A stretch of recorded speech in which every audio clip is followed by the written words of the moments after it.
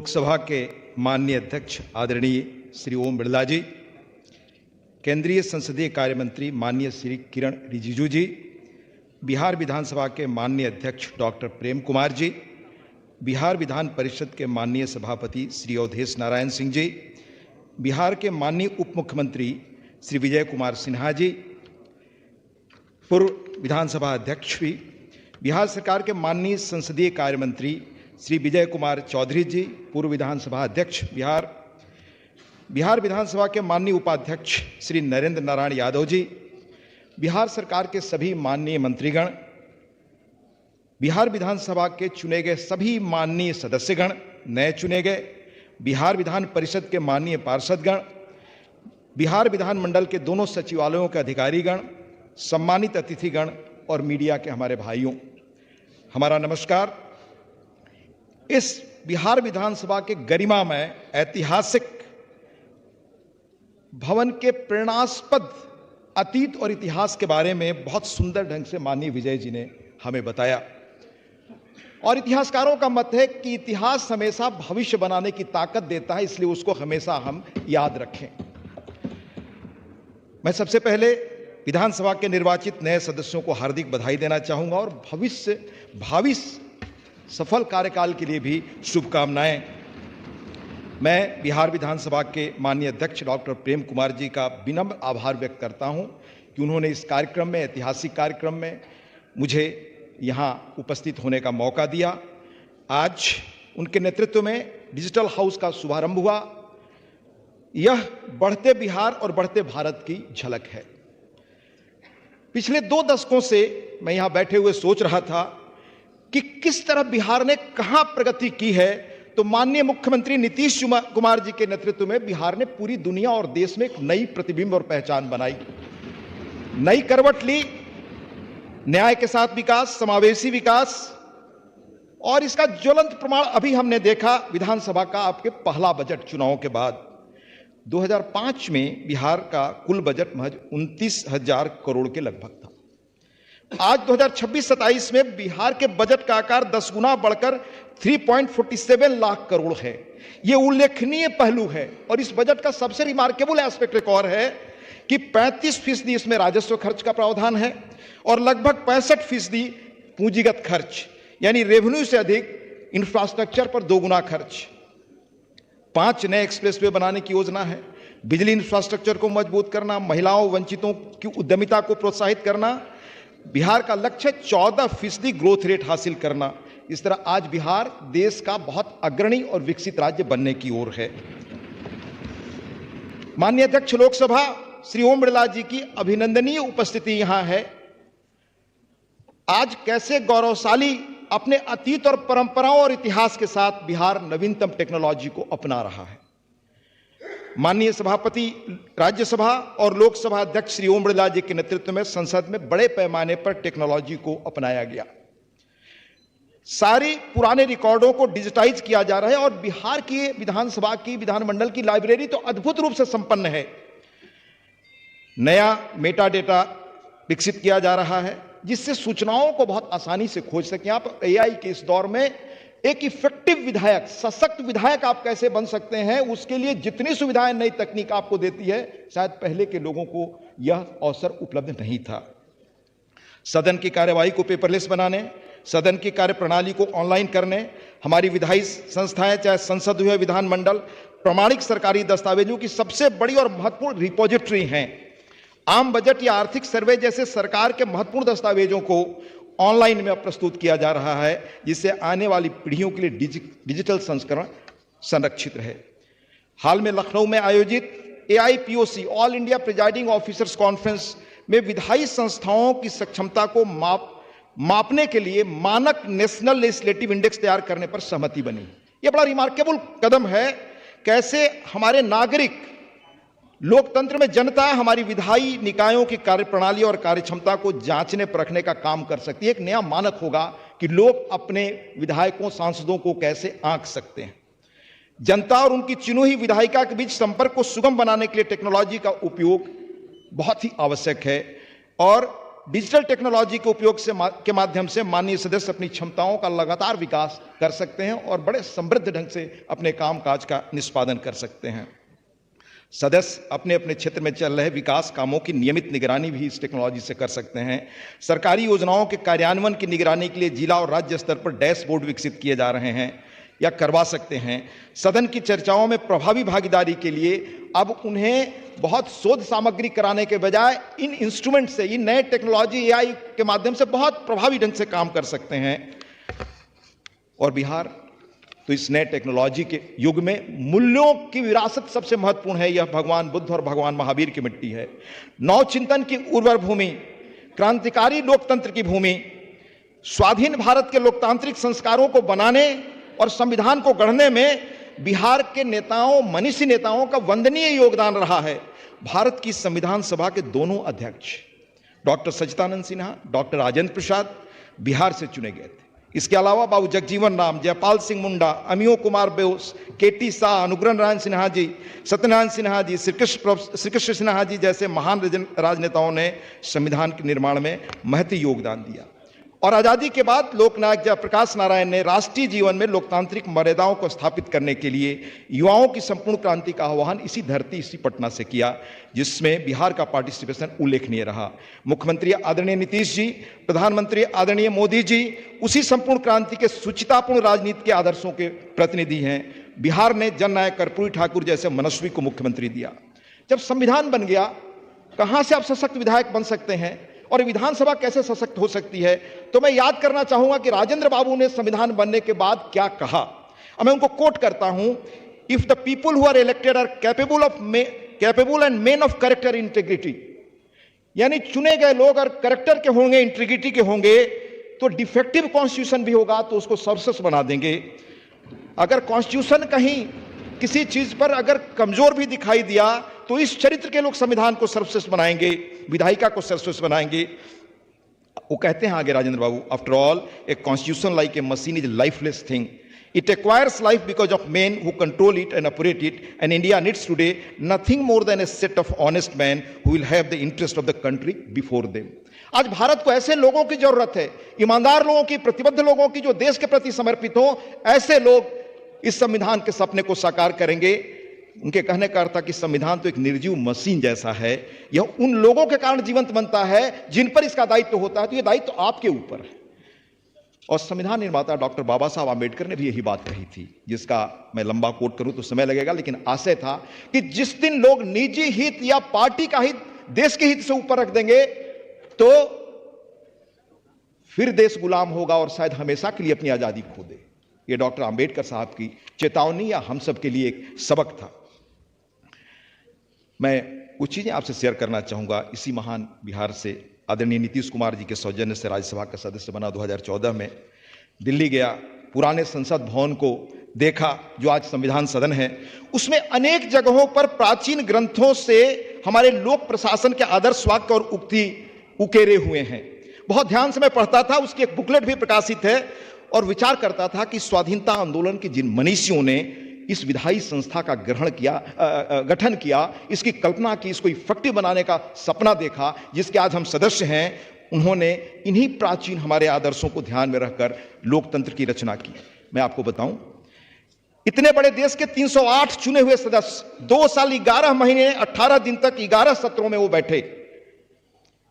395 अनुच्छेदों और 8 अनुसूचियों के संसार के सबसे बड़े संविधान में 2473 संशोधन भी आए, उन पर विस्तृत चर्चा हुई। लेकिन पूरी अवधि में, यानी 2 साल 11 महीने 18 दिन में जब यह बैठक हुई, जिसमें अलग अलग पृष्ठभूमि, अलग अलग वेशभूषा, अलग अलग भाषाओं के लोग थे, और भारत हजारों वर्ष एक बनने जा रहा था, तब पूरी अवधि में एक व्यवधान नहीं हुआ। इसलिए सशक्त विधायिका का अंग बनना है तो व्यवधान से हम नहीं बन सकती। यह पहली सबक हमारे मनीषियों ने दी। राजेंद्र बाबू ने खुद अपने भाषण में सभी सदस्यों का अभिनंदन किया कि किसी भी संशोधन पर मत विभाजन की भी नौबत नहीं आई। यह आधुनिक भारत इस संविधान से निकला। आज विधायी सदनों में भावों में कुंठा और भाषा में कटुता में देखता हूं। विगत सप्ताह संसद में जो कुछ घटा वो न केवल लोकतांत्रिक इतिहास में अभूतपूर्व है। आप सोचिए कि जिस विषय को आपने चर्चा के लिए रखा, सशक्त विधायक, सशक्त लोकतंत्र, वहां उस वक्त क्या कहा जाता था और हमारे लोकतंत्र को मजबूत करने में पंडित जवाहरलाल जी की बड़ी भूमिका रही है। उन्होंने क्या कहा? कहा कि अगर संसद के लोग, ये उनका आशय था कि विधायी मंडलों के जो सदस्य होते हैं वो अगर स्वानुशासन से काम नहीं करेंगे तो क्या देश की लोकतंत्र की स्थिति होगी। मैं उनको कोट कर रहा हूं। 56 में उन्होंने कहा, parliament does set some kind of an example to the rest of country. हम देश के लोकतांत्रिक संस्थाओं के लिए मर्यादा और आदर्श वहां से स्थापित करते हैं, मानक बनाते हैं। As we behave here with each other towards our work towards the general public, to some extent others will behave elsewhere. हम यहां जैसा कामकाज करते हैं, दूसरे के प्रति आचरण करते हैं, वही नीचे भी लोग अपनाएंगे। Whether in the state legislature, चाहे राज्यों की विधायी संस्थाएं हों या सेल्फ गवर्नेंस यानी पंचायत या अदर इस तरह की चीजें हों देश में जो बढ़ रही हैं, जिनको हमें बढ़ाना है, लोकतांत्रिक मूल्य स्थापित करना है, वो यहीं से सीखेंगे। अगर यहीं से फाउंडेशन ऑफ डेमोक्रेसी हम गलत डालेंगे तो पंचायतों में क्या असर होगा, गांव में क्या असर होगा, थोड़ा लंबा कोट है लेकिन जरूर उसको आप ध्यान में रखिएगा। सशक्त विधायक बनने के लिए, इतिहास पर अपनी छाप छोड़ने के लिए, therefore on all of us rest this great responsibility not only to behave as we should behave. इसलिए हम कैसे व्यवहार करें, किन मर्यादाओं का पालन करें, ये हम सब में से एक का दायित्व है। But to remember always that a million eyes are upon us, हम हमेशा याद रखें कि करोड़ों करोड़ निगाहें हमारे ऊपर लगी हुई है। And we may do something that brings the slightest discredit on parliament or set a wrong line before the, अगर छोटी भी गलती कर गए तो क्या असर होगा। यह पंडित जी का कोट है। यानी आज जो हम आचरण करते हैं वो कैसे नीचे पंचायतों तक जाता है। अगर हम अनुकरणीय बने तो पंचायतों तक का नेतृत्व कैसे बेहतर होगा और देश का भविष्य कैसे बेहतर होगा, ये दायित्व तो हमारा है। हमारे यहाँ महाभारत में बहुत पहले कहा गया है, महाजनो येन गतासो पंथा, समाज में जो लोग आते हैं उनका कैसे अनुकरण करते हैं। अब ये पंक्ति हमारे सामने, और मैं यह बात उस धरती से कह रहा हूं जिसने किस तरह की संसदीय मर्यादाएं बनाई, बिहार। वो मैं दो घटनाएं आपको बताना चाहूंगा। पहली, यह लिखा किसने है, श्री एस.के. मुखर्जी, ये चीफ सेक्रेटरी रहे। इनके परिवार के कोई सदस्य या पिताजी ही शायद बिहार विधानमंडल के तब के उसमें ये सदस्य भी होते थे। आदरणीय चौधरी जी को ज्यादा इसमें याद होगा।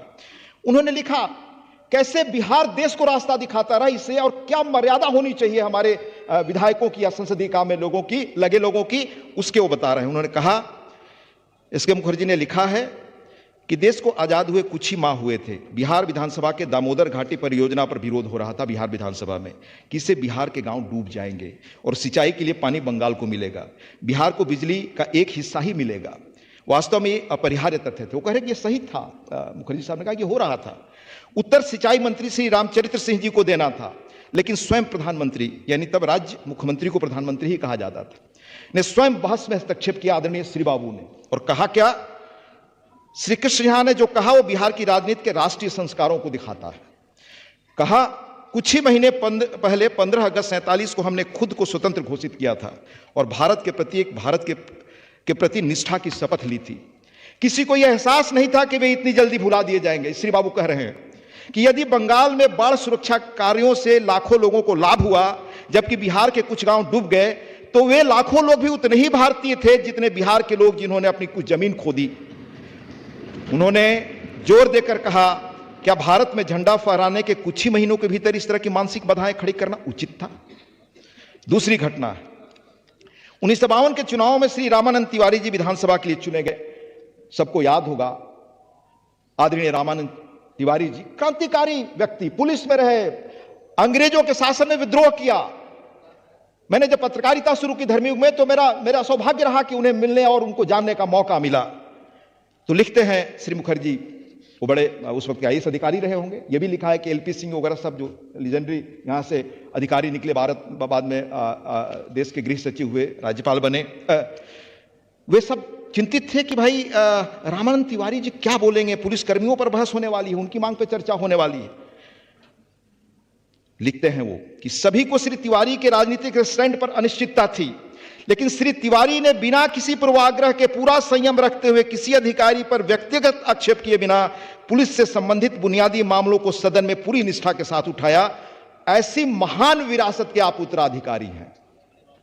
व्यक्तिगत चीजों से उठकर मैं अनेक घटनाएं आपको गिना सकता हूं, पर इन घटनाओं की पृष्ठभूमि मैंने आपको क्यों बताई क्योंकि पिछले एक सप्ताह से जो भी मैं मीडिया के माध्यम से देख रहा हूं, जो देश के सदन में दिखाई देता है, पंडित नेहरू जी का कोट मैं अक्सर यह कोट करता हूं कि हम सब कैसे बिहेव करें। उसमें उस प्रसंग में एक चीज मैं आपको बताना चाहता हूं कि रूल क्या है। रूल यह कहता है, जैसे आप में से कल कोई तय कर ले कि हमको ये दस्तावेज, ये चीज ये रखना ही है विधानसभा में, तो वैसे मान लीजिए नियम है। और ये मैं देश के पहले जो स्पीकर रहे उनसे कोट करता हूं, जीबी मावलंकर जी का द ऑफिस ऑफ स्पीकर एक किताब है, उसका अंश कहते हैं कि स्पीकर की authority is supreme in the house and there could be no challenge to his decisions and orders. In the whole setup of parliamentary democracy the speaker is the only autocrat. ये कोई मैं नहीं कह रहा, ये 1956 में पहले स्पीकर साहब का कहा गया शब्द है।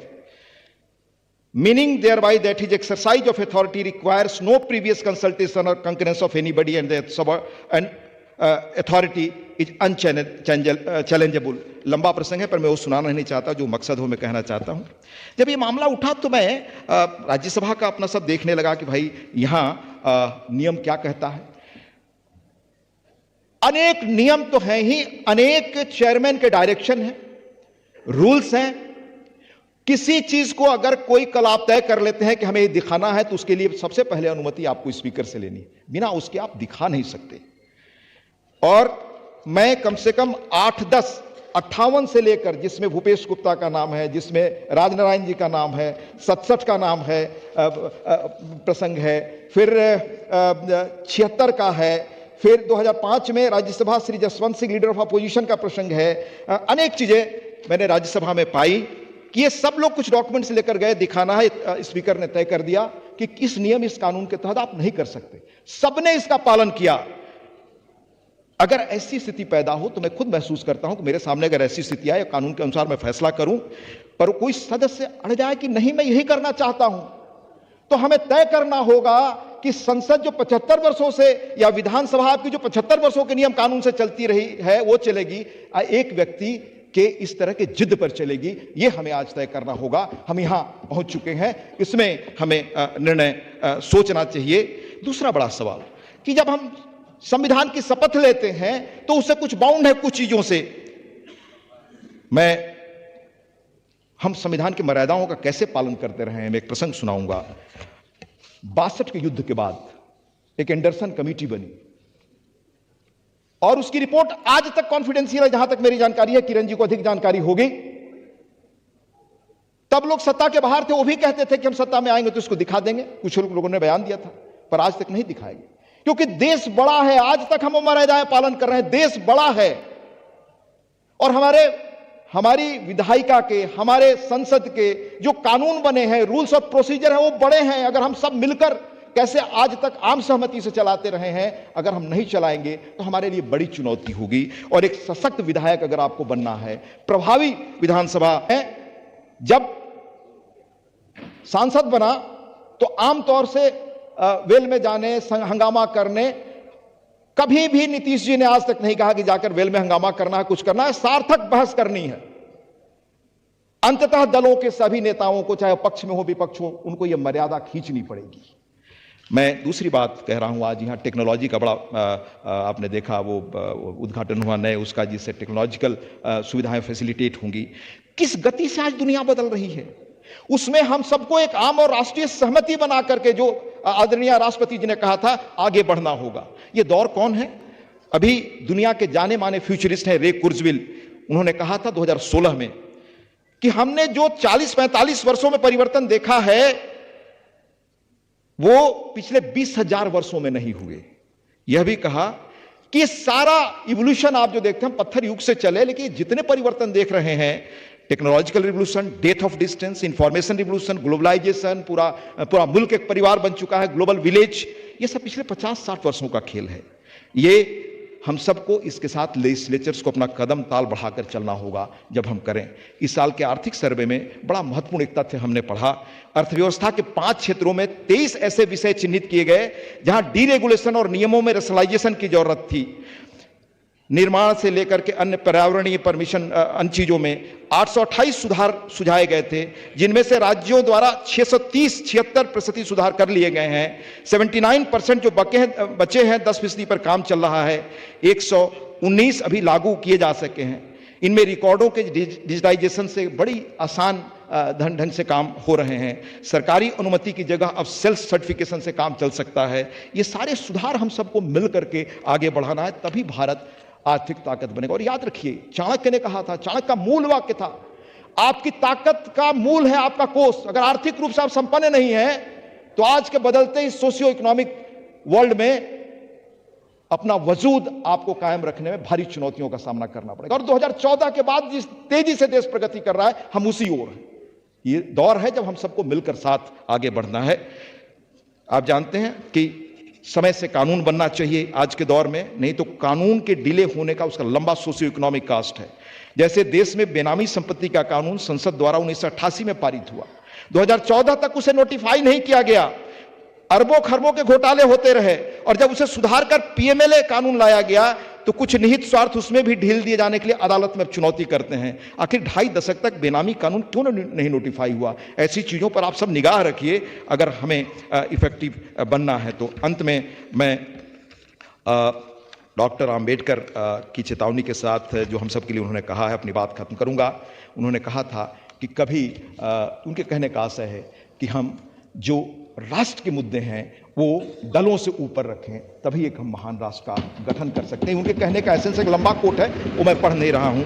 अंत में मैं माननीय अध्यक्ष लोकसभा और इस मंच पर बैठे सभी लोगों का, माननीय अध्यक्ष बिहार विधानसभा, सभी को बहुत तहे दिल से धन्यवाद देता हूं कि आपने धैर्य से हमें सुना और इस गौरवशाली कार्यक्रम का, इस ऐतिहासिक बिहार के इस ऐतिहासिक जगह पर सुनने आपने धैर्य से सुना, उसके लिए बहुत बहुत धन्यवाद। नमस्कार। हृदय से आभार व्यक्त करती हूँ श्री हरिवंश जी का।